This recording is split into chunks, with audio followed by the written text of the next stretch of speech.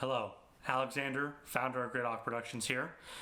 I wanted to do a video series of what it was like to be a boy without a father, and I have brought my grandfather along who's done some homework on the subject, and we're calling this series Grandfatherly Advice for Fatherless Boys, and I think it would be a real treat for everyone. Grandpa, thanks for joining me. I'm happy to be here. There are a lot of boys growing up in single-parent homes, usually with their ma.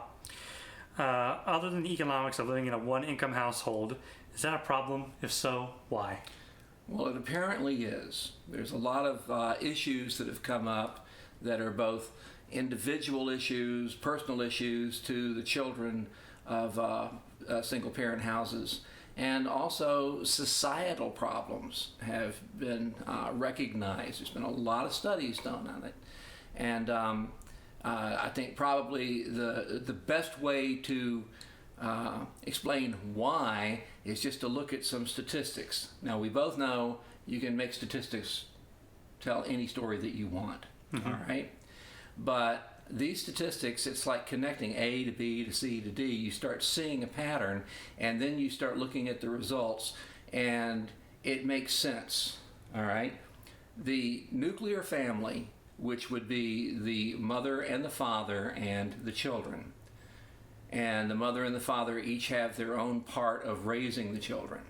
The nuclear family is then part of an extended family, right?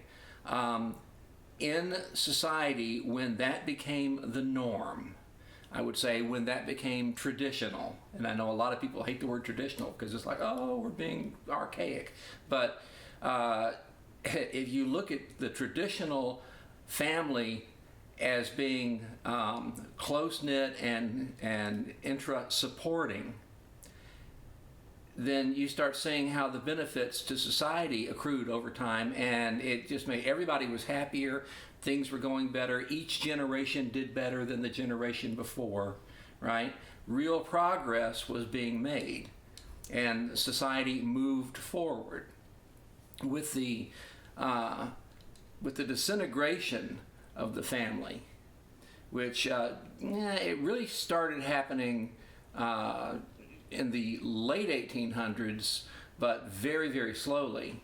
And then there was this huge rush of divorces right after World War II because these soldiers had been gone for 4.5 years. They come home. They're not the same men they were when they left. And families started falling apart very quickly. Divorce ceased to be stigmatized at that point. And there was a big rush of that, and then it sort of slowed down, and then it started speeding up again, all right? So at this point, you're down to where, I know this statistic without looking at the list.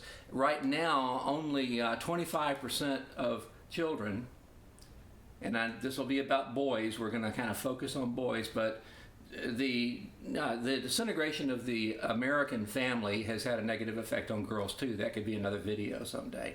But only 25% of children growing up now are growing up in an intact family. I think it's actually 22%. Something like that. All right, well, let's I've got some data here, so let's just look at it.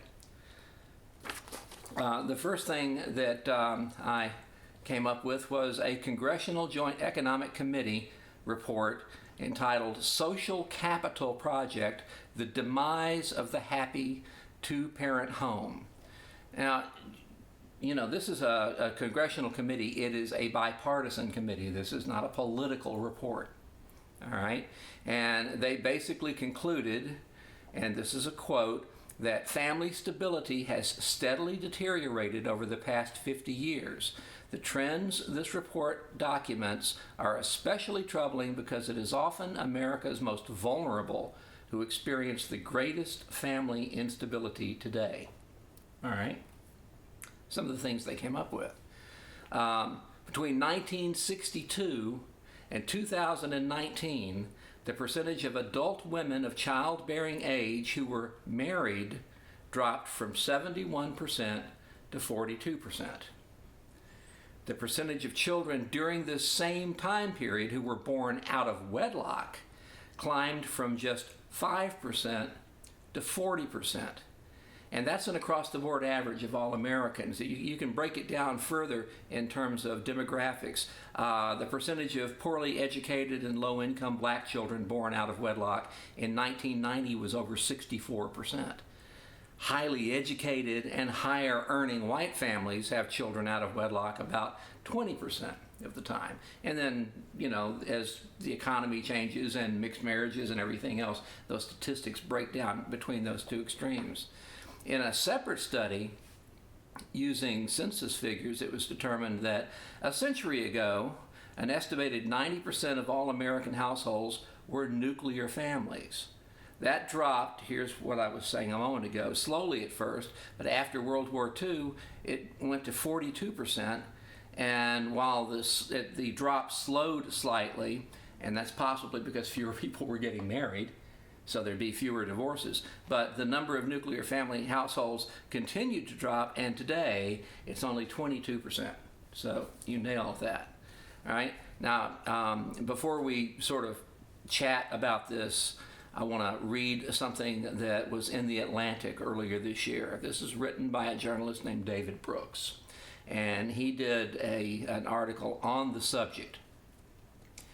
And I'm quoting, "If you want to summarize the changes in family structure over the past century, the truest thing to say is this: we've made life freer for individuals and more unstable for families.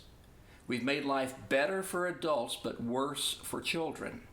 We've moved from big, interconnected, and extended families, which helped protect the most vulnerable people in society from the shocks of life, to smaller, detached families, a married couple and their children, which give the most privileged people in society room to maximize their talents and expand their options.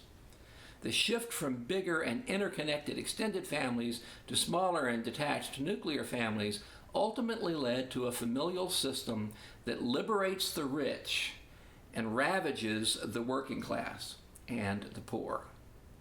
So, so what does that mean? That means that things are not looking good, but it's all vague to say that. So let's now get into the actual statistics, okay? And again, I'm focusing here on boys, but the same general trend applies to girls who grow up in a fatherless home as well. 63% of youth suicides are from fatherless homes. 90% of all homeless and runaway children are from fatherless homes. 85% of all children who show behavior disorders come from fatherless homes. 80% of rapists motivated with displaced anger come from fatherless homes. Now, the qualification of that, motivated with displaced anger, indicates we're not talking about sociopaths, people that were born with some brain anomaly, that causes them to be that way. It's not a compulsion. We're talking about people that are angry and want to lash out. All right. Then 71% of all high school dropouts come from fatherless homes. 75% of all adolescent patients in chemical abuse centers come from fatherless homes. 70% of youths in state-operated institutions come from fatherless homes. 85% of all young men in prison, 85% of young men in prison come from fatherless homes. Now, father involvement using what they call authoritative parenting, that's loving but with clear expectations and boundaries, and a certain amount of discipline, right? Leads to better emotional, academic, social, and behavioral outcomes for sons. So what does that mean, loving and with clear boundaries and expectations? All right, here's where my own personal observation can come in, because I can describe what a typical two-parent home would have been in the 1950s. The mid to late 1950s is my earliest memories. I was born in 52.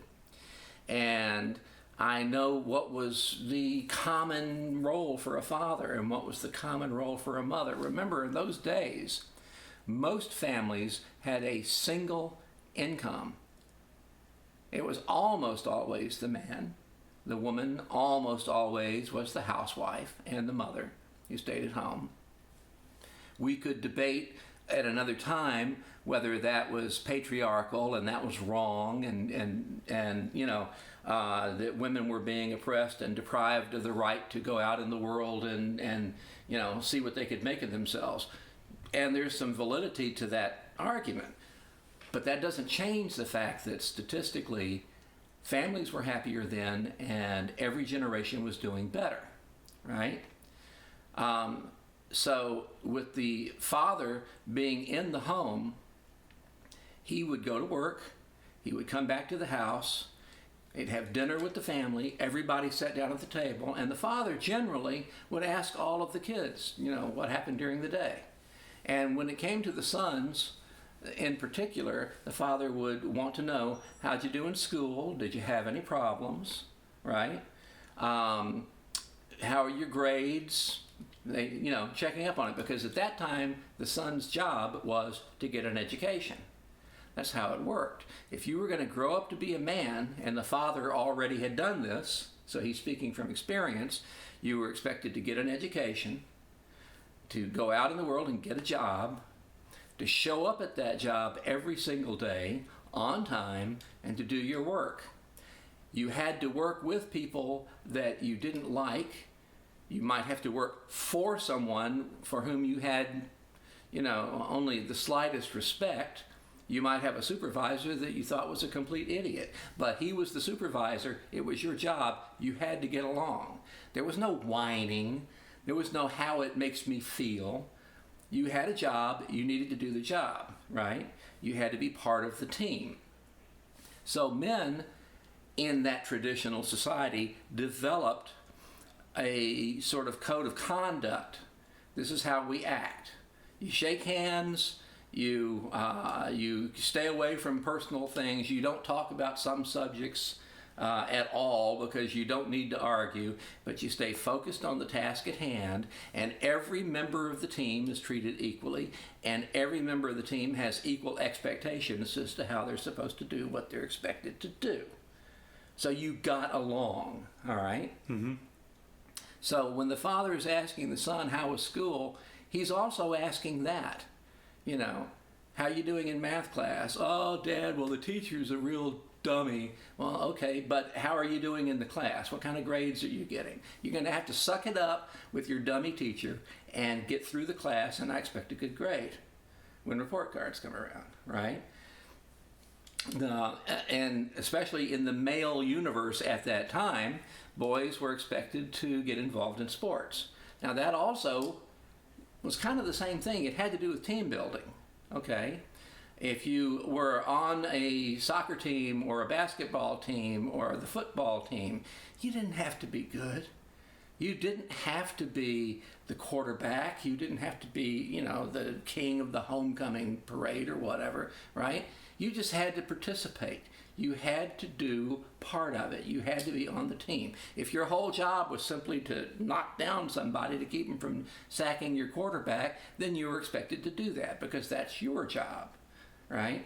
Again, you're part of the team. You don't have to like everybody on the team. In fact, if you remember your own experience in high school, and anybody watching this remembers being in high school, especially when it came to sports, there's always going to be people you don't like. But you had to get along.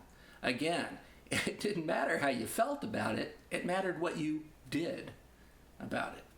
All right? So the father expected their son to have self-discipline, meaning, they got to practice, they got their homework done, they get up in the morning, they don't create a problem, right? They accomplish the task in spite of any personal issues or things like that to come along. And from that point forward, then they might talk to the daughter, then they might talk to the wife, then they might talk to somebody else, but the son has had some quality time with dad, even if it's just a few minutes.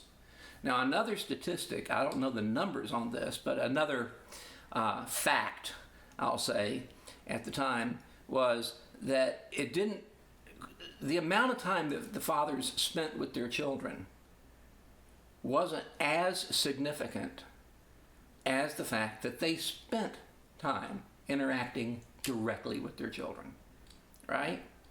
So even in cases, again, when I'm remembering is a time right after World War II when divorces started being more common, okay? But even when families split up, a father could still be involved in his children's upbringing, all right? Your case would be the opposite of that. When your father left, he left. He was gone. You didn't see him or hear from him for, 20 years. Well, maybe not that long, but you get my point.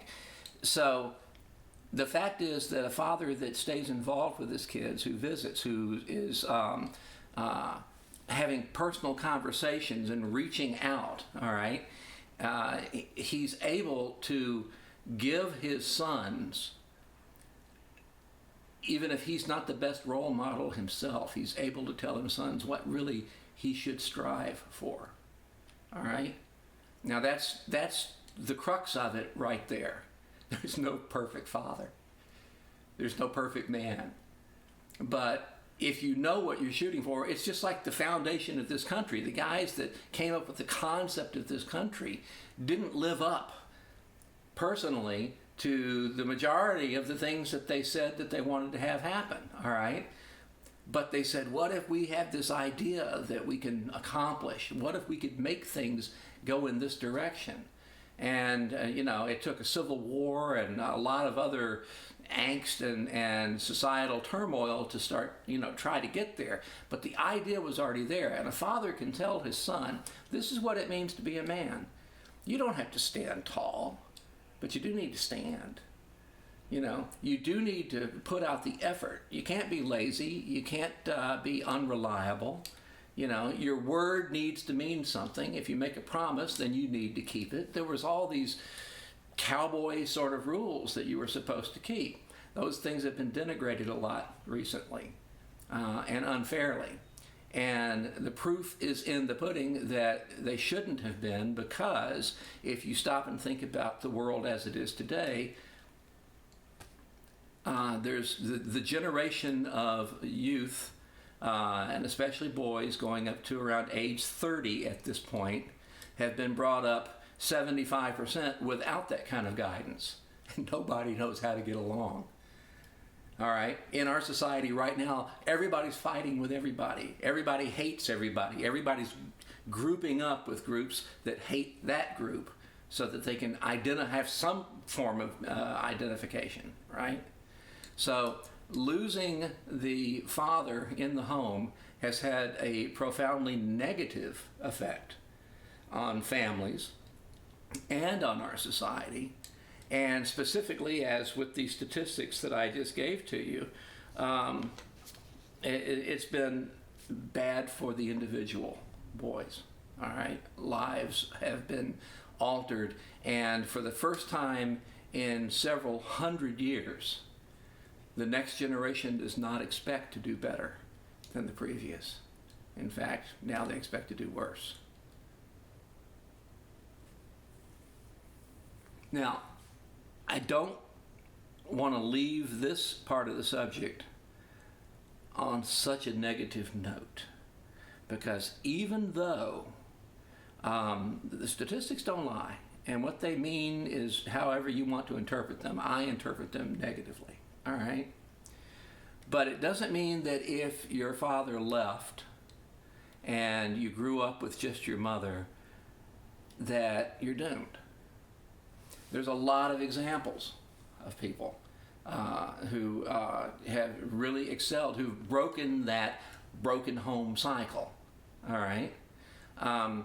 You can, if you Google the question, you're going to, because I did, you're going to come up with lists of celebrities, basketball players and rock stars and actors who grew up without a father, but who did very well economically.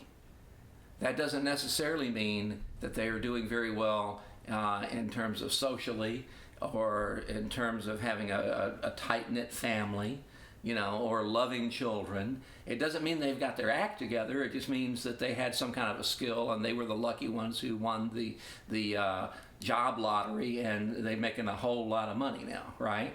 Okay, big deal. But there's also examples of men who came from broken homes, and who, in fact, have done very, very well, and who have become family men, and who have offered to their sons and their children what wasn't offered to them, which is guidance and advice, right? And giving them the masculine point of view, which I know, because you gave me the questions in advance, we're going to talk about something called toxic masculinity later in this series. But the whole idea that some branches of feminism have said that we don't need men, and that masculinity is toxic. They're so wrong. And they're so wrong for such a variety of ways. And I'm not even taking it personally when I'm saying that. I'm looking at how society has been lessened and how people are less happy because of that male influence being withdrawn from the raising of families. Marriage really shouldn't be strictly about, hey, I love this girl and this girl loves me, so we're going to get married. It also is about families. And a lot of times you'll hear people that weren't happy in their marriages, they found out too late, but they stayed together for the sake of the children until the children were grown. All right? All right. Well, kudos to those people, because that's one of the most important things you can do, is to raise your children. And that being said, let me give you some examples of some of the people that were raised without fathers, and you'll recognize most of them, I think. One of my favorites is the first one I'm going to talk about here. It's a man named Thomas Sowell. He's written like 30 books. He was born in 1930 in North Carolina, but grew up in Harlem with his mother after his father died. And he worked as a teenager to help provide for his family. He ended up going to Harvard for his bachelor's. He had graduated magna cum laude, a master's degree from Columbia, and then he got a PhD in economics from the University of Chicago, served in the Marine Corps during the Korean conflict, was on the faculty of several prestigious universities, including Cornell and UCLA, and he's a National Humanities Medal recipient based on, this is what they used in the criteria, innovative scholarship which incorporated history, economics, and political science. Now that 30 books that he's written, every single one of them is worth reading, because the man can convey the most meaning in the fewest words possible. All right? His writing is so concise that anybody that wants to learn how to really write properly would do good to study Thomas Sowell. All right? And he's a family man. And he's married. He has 2 children. Now then there's Fred Smith, the founder, the chairman and CEO of FedEx. His father died when he was only 4. Now, he didn't grow up in poverty. He wasn't deprived. His father left trusts for the family because his father had been successful. And he died, I think, when Mr. Smith was like 4 or something. But the trust would only pay out to his children when they turned 21. So they still had to go through school and they still had to do their thing, right? And Fred Smith had multiple other issues, obstacles to deal with aside from the lack of guidance from a male role model. He was crippled by a bone disease when he was a small boy, but he did regain his health by the time he reached puberty. Before becoming an excellent football player in high school, he learned to fly at age 15. That got him really interested in airplanes, which would pay off later. He got a bachelor's degree from Yale in 1966, founded a company called Arc Airlines in 1969, and then he founded Federal Express in 1971. He got the Peter F. Drucker Strategic Leadership Award in 1997, was named CEO of the Year in 2004 by Chief Executive Magazine, and he's a family man. Now, he's been married twice. He had 2 children with his first wife, and he had 8 children with his second wife. 10 kids this man has had. He's been a father to all of them. All right? Now, if you are a person who pays attention to politics, you'll remember that Dr. Ben Carson was one of the Republican presidential candidates before they had their convention. And of course, he was not the one who was chosen by the party to run for the presidency. But well, he was very popular. Oh, he and your grandmother and I both were strongly considering voting for him. We both liked him a lot. He and his brother grew up fatherless in Detroit, and his mother was a maid, all right, a domestic servant. I mean, we're talking absolutely bottom of the line in terms of income, okay? And he ended up attending Yale University, earning a bachelor's degree, and then studied medicine at the University of Michigan. Now, he had problems when he was a kid. He got poor grades in school when he was a kid. But his mother was the right amount of nurturing, and she did, in some ways, some of the things that a father would be expected to do. She gave him clear expectations, okay? He knew what she expected him to do, and he complied. He ended up being the first surgeon to successfully separate a pair of Siamese twins conjoined at the head. This was in 1987, all right? He's written a bunch of books, which happen to be very inspirational reads. You might be picking up from this. I like to read. He retired from medicine, and he's now a public servant in the truest sense of the word, serving in the Trump cabinet as the Secretary of Housing and Urban Development. And he's a family man. He's married. He has 3 sons. And multiple grandkids.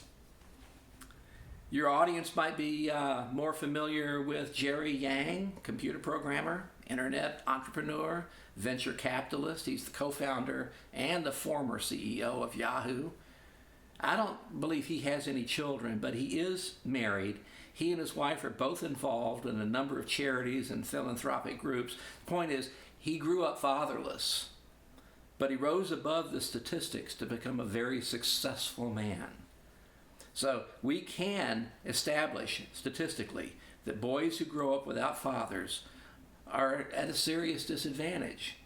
But that doesn't mean they're destined to failure. It means they have to learn on their own to be good men, right? Mm-hmm. And it can be done. All right, so let's move on to the next question.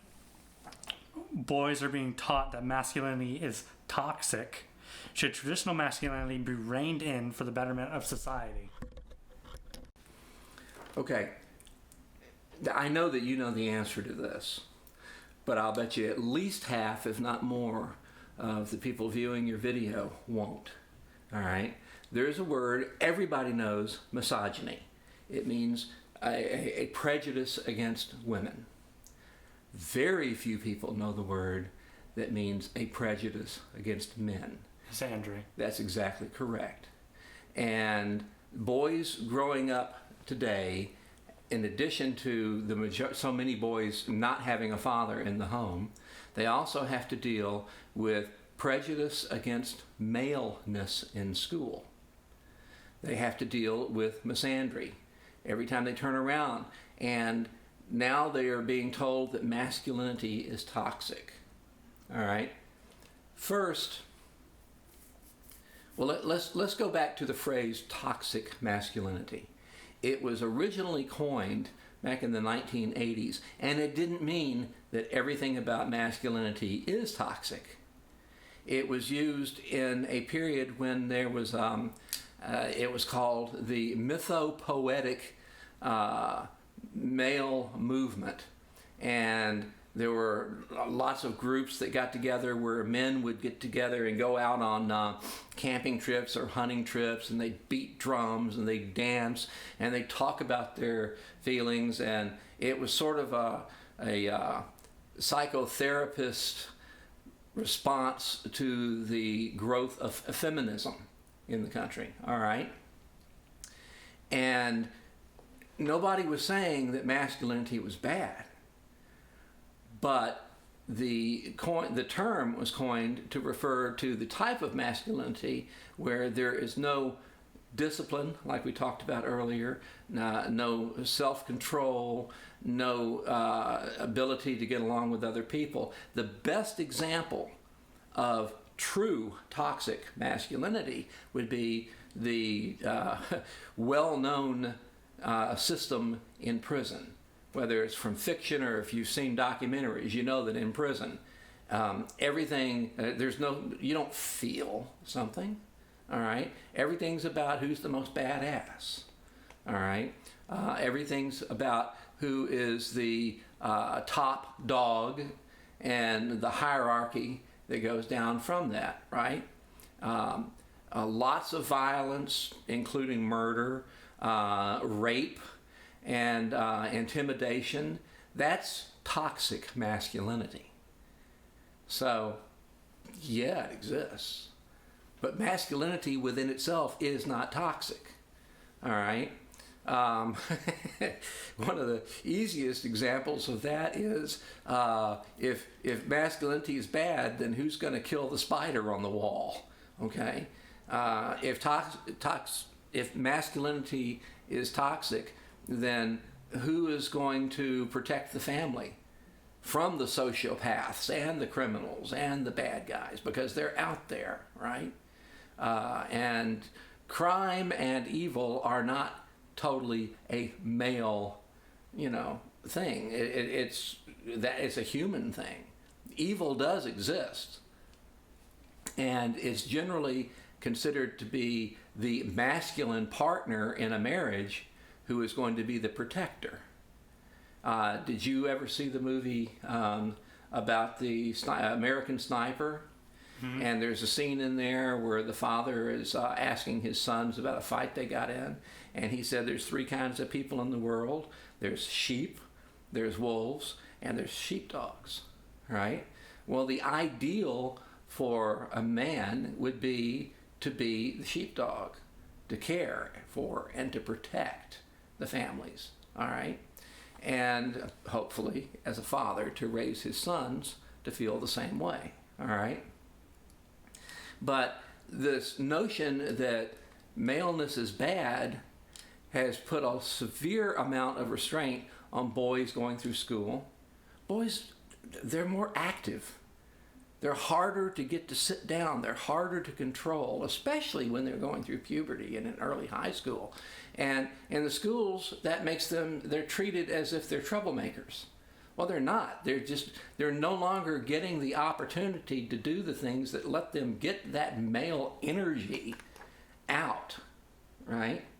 And so what's happening is they get left behind. The teachers pretty much ignore them as much as they possibly can in favor of the girls who are more studious, who make better grades in school, right? And so we have created a society now where boys are being discriminated against. They're less likely to go to college than women. They're less likely to be employed than women. And even if they are, I know there's a glass ceiling, and that's not fiction. That really does exist.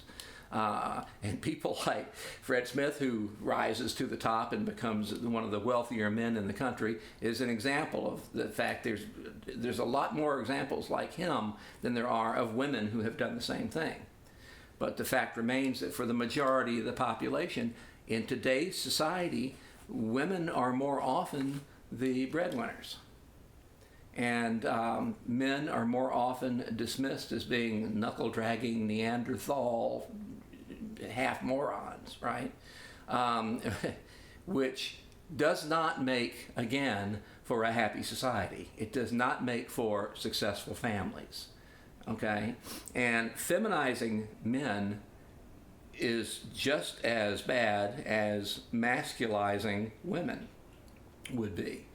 But because of misandry, a very common ailment in our society that is hardly ever named and called what it is, you have to figure that it's not something that what your brother calls the feminazis want to discuss. All right?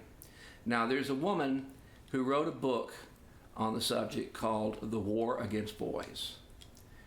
She describes herself as a feminist, but she describes herself as an equality feminist. Or second wave. Well, I don't know if it's second wave or third wave, actually. Third wave would be what Nick would refer to as the feminazis. Okay. Second wave is more 1920s, give us the right to vote, and we'll leave it at that. And don't be an obstacle to us if we want to get out in the world and see what we're capable of doing, okay? Well, whatever wave it is, she sets herself apart from the confrontational anti-male feminism that's out there. And she believes that a lot of damage is being done to society by, treating boys this way, because they're going to eventually grow up and be men. And now you've got some real dysfunctional attributes that have been bred into them by the system, right? Now, the book I referred to is written by Christina Summers. She's got a doctorate in philosophy. She does believe in equal legal and civil rights for women and the opportunity to pursue their individual goals. She wrote a book called Who Stole Feminism? About how the original feminist movement was co-opted by victim feminists and gender feminists based on what she calls, in those latter cases, an irrational hostility towards men. And she then wrote the book I mentioned, The War Against Boys, that recognized that the school system has turned against maleness. And she says that now, after two major waves of feminist revolution, the problem of male underachievement is persistent and worsening.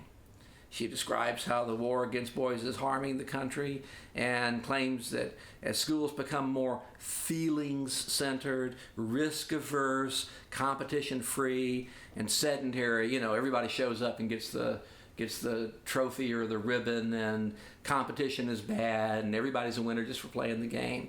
Well, that's not how the world works. I mean, the world really is a meritocracy. Real life is a meritocracy. People who do more do better. People who do better gain more, right? That's how it really works. And it doesn't matter what form of government you've got. It doesn't matter whether you're male or female. That's true. In real life, human nature, it's a meritocracy. But the school system is going against that philosophically, and that's not helping any of us. So she points out in the book that males are falling further behind females in education, and she's, as you might imagine, she's taken a lot of flack for her lack of hostility towards men.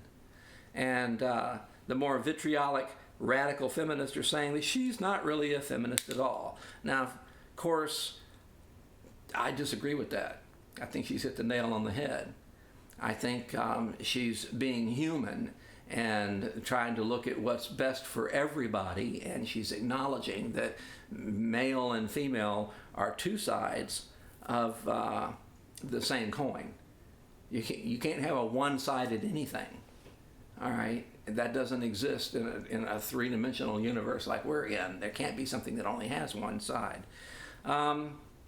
Anyway, all of this still adds up to your original question about if boys grow up without their fathers, but it kind of shifts the focus to a more nuanced question: can boys grow up without a masculine influence and grow up to be normal and happy and well-adjusted?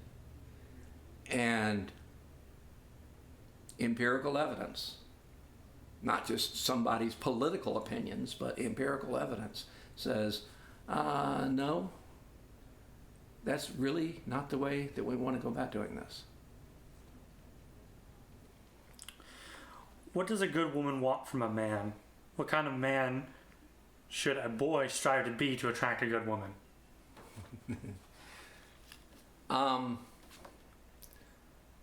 Well, I guess it depends partly on how you would define a good woman, and I think we'll save that for later in your series.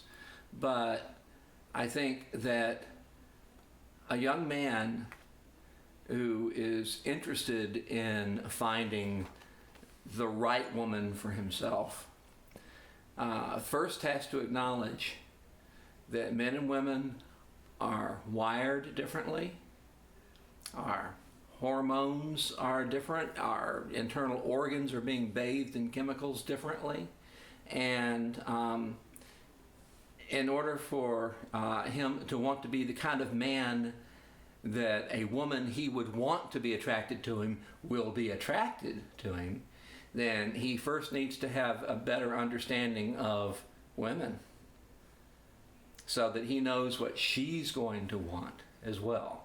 All right? Now, on the front end, it's really easy. If we just go back and relist the type of things we were talking about what it takes to be a good man, right? Self-discipline, integrity, the ability to get along with people, right? Don't be lazy, right? These are all the kind of things that women are going to be attracted to. Going through high school, girls are just like boys. It's more about looks and popularity. But if you allow yourself the opportunity to grow up and to be in the world a little while before you try to choose your life partner, you're more than likely going to be looking for somebody who can be your best friend. And there's this old saying that women learn to be attracted to men that they love, and men learn to love the women they're attracted to. All right, that's probably true, but it's really not the best way for it to happen. It's really better that people get to know each other and that they both feel that they have enough in common and that they are in agreement on the more important issues and that they both want the same things, right? That's going to be the larger part of what makes a happy couple. At the same time, there's a lot of little things to keep in mind. Men are compartmentalized, okay? Men can only really think about one thing at a time. Men care about different aspects of how they appear to the rest of the world. A man can walk through a house and not see anything, and a woman can walk through the house and see about 50 things that need to be cleaned up or fixed or washed or whatever. The guy, on the other hand, he is concerned about what the front of his house looks like because that's how the neighbors are going to judge him. Okay? So, women are multitaskers, naturally. Women like to talk. They like to be heard. All right? And so a man needs to not only have all of the masculine traits and be willing and able to protect his family and to be the heavy if one is required, and to always be faithful, always keep his word, always be honest. That's three different things. It sounds like the same, but nuanced. They're not, okay? But a guy also needs to understand what the woman wants and to have enough empathy to provide it. Now here's an example. A woman has a bad day at work. She comes home. She wants to tell her husband about the bad day she had at work. Maybe it had to do with a relationship with a coworker, or with her supervisor or boss or one of her own subordinates, okay, that disappointed her. Something happened and things did not go well, and she wants to talk. Guys are action-oriented. So the husband's going to be sitting there listening, and he's going to say, well, you need to tell them blah, blah, blah, or you need to stand up for yourself, or you need to do this, or you need to do that. That's not what she wants. She's not asking for advice. She knows what she needs to do. She's smart enough that she's got the job in the first place. She knows how to handle it, all right? Unless she asks you, what do you think I should do? That's not what she's looking for. What she's looking for is for somebody to understand how she feels. So you've got to be both mentally and emotionally capable of doing that. Now, if she's going to share that type of thing with you, she's going to expect you to have the honesty to share that type of thing with her. Most men, and it's so, all generalizations are wrong, including this one, right? Mm-hmm. Most men aren't nearly as much into talking about how they feel. It goes all the way back to what I was saying at the very beginning of this discussion. Guys had to learn how to get along and be part of the team and get the job done with people that they didn't really necessarily have a whole lot of respect or affection for at all. They might dislike the people. That doesn't matter if you're talking about a squad in the Army, if you're talking about a sports team, or if you're talking about a department in a large corporation. Men were expected to gut it up. And there were really some benefits from that philosophy at that time and in those situations, right? But in the relationship with their women counterparts, men need to be able to admit how they feel. They need to be able to admit when they feel vulnerable. They need to be able to admit when they're angry and not just be surly and snippy and take it out on the woman who doesn't know what happened to them, right? So a guy needs to recognize that if he has found a good woman, and again, we'll talk more about what's a good woman, what should he be looking for, but if he wants to attract that woman, then he has to be a good man. That means he has to be true to himself, all right? So if he's into sports, be into sports. Either watch him or play him or whatever, okay? But don't expect her to, and don't let that dominate your life with her, okay? Because if she's not into sports, you need to find something the two of you can also be together in. Maybe she's into crafting, or maybe she likes to go to movies with her girlfriends, or whatever. You can have your separate interests, but you need to have common interests too.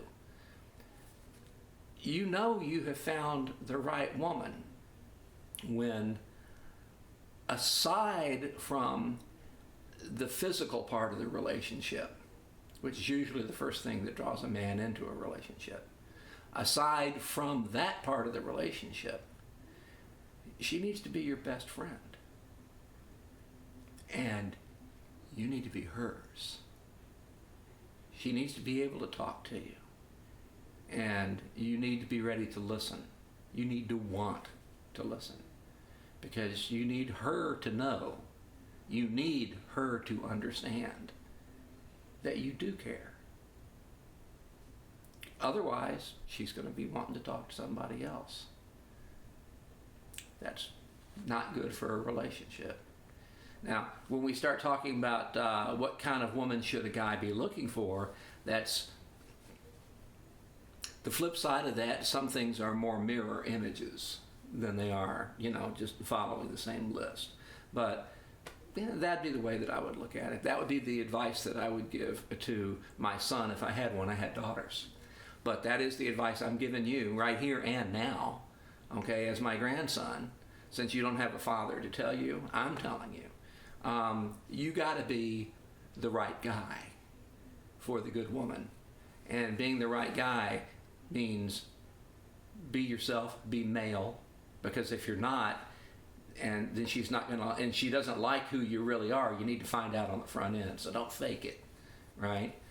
But you need to acknowledge that there are differences, and instead of those differences being obstacles to closeness, it should be like gears where they help each other, okay? Two sides of the same coin, all right? And just like gears, what you do is making the relationship run smoothly. What do you think? Does that answer the question? Yeah. Okay.